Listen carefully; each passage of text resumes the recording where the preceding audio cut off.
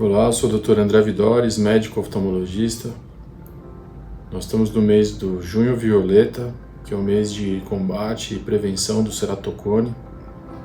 Ceratocone que é uma doença que pode ser bastante séria e severa, pode causar perda visual irreversível.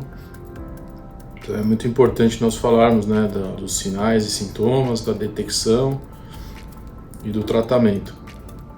Como você pode se proteger, de desenvolver um ceratocone, como você deve fazer consultas de prevenção e também como é feito o tratamento.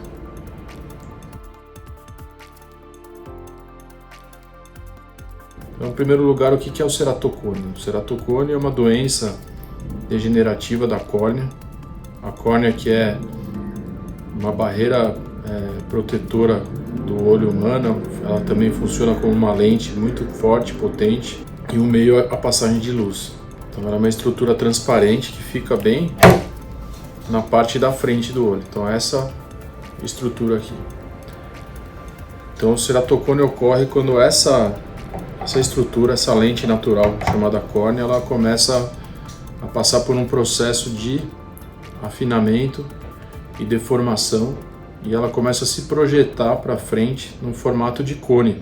Então cerato significa córnea ou lente, e cone, um formato de cone.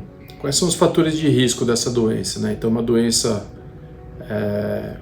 que tem vários fatores, ela está relacionada a um defeito no colágeno, que é o principal componente da córnea.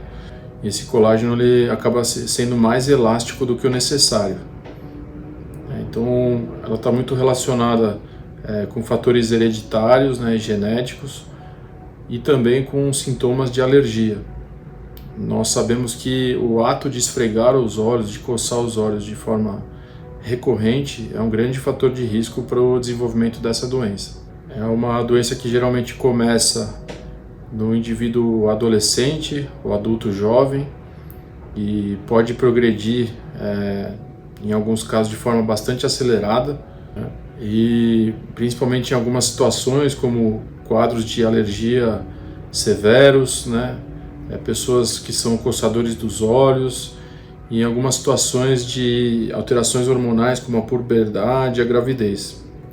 Qual o sintoma do ceratocone? Então, muitas vezes o ceratocone ele é assintomático nas fases iniciais, quer dizer, a pessoa não sabe que tem, não tem sintomas, e conforme a doença progride, o paciente começa a ter um embaçamento na visão, a imagem começa a ficar distorcida, deformada, e nas fases iniciais a gente até consegue a correção, a reabilitação da visão através de lentes corretivas, de óculos. Agora, conforme essa córnea ela vai ficando cada vez mais fina, se projetando para frente e ficando irregular,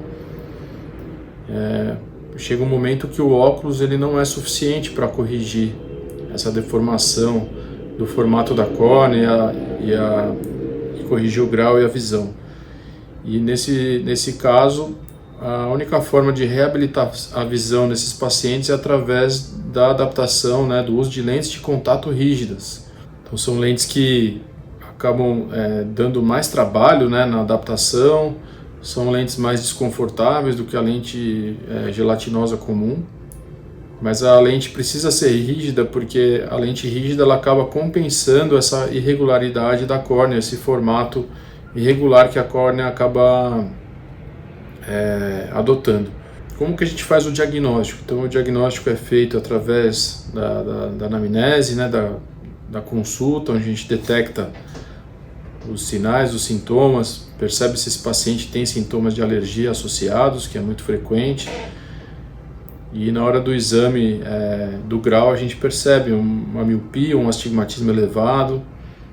A gente consegue detectar algumas alterações na lâmpada de fenda, aquele microscópio que o paciente apoia o queixo e a testa, onde a gente percebe um afinamento da córnea, uma projeção da córnea para frente, Geralmente esse afinamento e essa projeção é mais na parte inferior e nasal.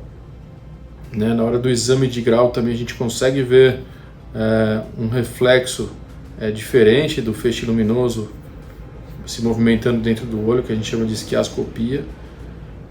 E a gente tem exames hoje subsidiários, né, exames auxiliares muito bons, né? Então a gente pode fazer uma ceratometria e perceber uma córnea irregular, né? A gente pode fazer também uma topografia, que é como se fosse uma tomografia da córnea, que ela vai mapear, né, em toda a sua curvatura, né, a distorção dessa córnea, o astigmatismo. E os exames mais modernos, que são os tomógrafos de segmento anterior, né, o Galilei, o Pentacam, o Orbiscan. Ele vai trazer uma série de dados para a gente, tanto a espessura da córnea central, a espessura mais fina. Ele consegue dar uma análise da espessura em diversos pontos da córnea, né, traçar o mapa de elevação anterior, posterior, marginal, tangencial. E a gente tem vários índices para conseguir chegar num diagnóstico. Como que é feito o acompanhamento, né, do paciente com ceratocone? Então, quando você tem uma suspeita, a gente acaba fazendo um acompanhamento mais próximo, acaba pedindo para esse paciente voltar para a consulta a cada 6 meses, 4 meses. É super importante a gente tratar, né, a alergia ocular do paciente, que ele tenha, orientar que é super importante evitar ao máximo esfregar os olhos. E se a gente percebe, né, que o óculos já não é suficiente para correção da visão, a gente vai adaptar uma lente de contato rígida, né? Hoje nós temos a lente de contato rígida convencional e as mais modernas são as lentes de contato rígidas esclerais, que elas têm um diâmetro maior, né? Então ela não encosta, ela encosta na conjuntiva, né? Acaba sendo mais confortável e tem uma melhor correção do grau. Se a gente percebe através dos exames que esse ceratocone está num processo de progressão, aí a gente tem uma cirurgia, né, por laser chamada crosslink, onde a gente consegue reforçar, né, essa córnea, torná-la mais resistente, e muitas vezes a gente consegue ter um efeito de retardar a evolução do ceratocone, quer dizer, estacionar o ceratocone, né, ou até fazer uma pequena regressão de curvatura, com um efeito aí que pode durar até 10 anos. E isso pode ser repetido, né, esse procedimento, mais vezes, 2, 3 vezes, conforme a necessidade e a evolução do caso. Em alguns casos, né, do ceratocone, quando essa córnea ela se torna realmente muito deformada e muito pontiaguda, pode se tornar impossível adaptar uma lente de contato, né, porque ela acaba caindo muito, ela não para simplesmente na córnea, a lente de contato.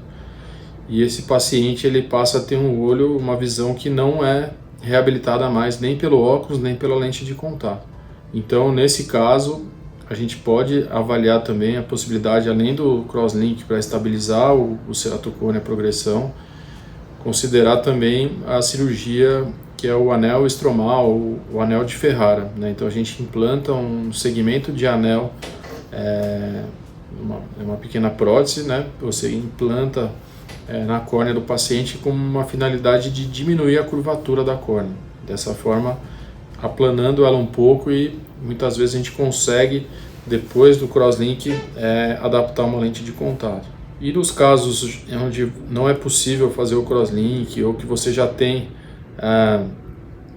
fez o crosslink, já fez o anel de Ferrara, e esse ceratocone continua progredindo, o último recurso que nós temos é o transplante de córnea, né, que a gente sempre busca evitar, mas é uma técnica já bastante consagrada na oftalmologia, e que a gente consegue, em muitos casos, reabilitar a visão dos pacientes através do transplante de córnea.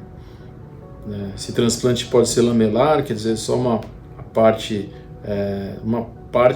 anterior da córnea, pode ser penetrante, depende do grau de deformação e de dano causado pela ceratocone na córnea. É claro que o transplante é uma cirurgia bastante complexa, envolve vários riscos, né?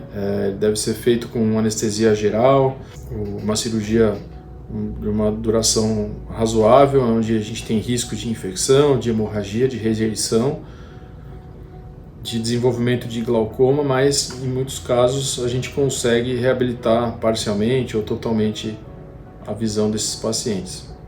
Então fiquem atentos, foquem na prevenção, evitem ao máximo esfregar os olhos, façam consultas regulares com o oftalmologista, desde pequenos. A gente aconselha que faça uma consulta por ano com o oftalmologista, e porque não só do ceratocone, mas como de outras doenças como o glaucoma, a retinopatia diabética, a degeneração da mácula. Quando a gente pega a doença no início, é muito mais fácil a gente tratar e prevenir uma cegueira do que uma doença já mais avançada e estabelecida. Então, eu espero que vocês tenham gostado do vídeo. Se inscrevam no nosso canal, curtam, compartilhem aí com pessoas que podem ter interesse nesse vídeo. E um forte abraço, até o próximo vídeo.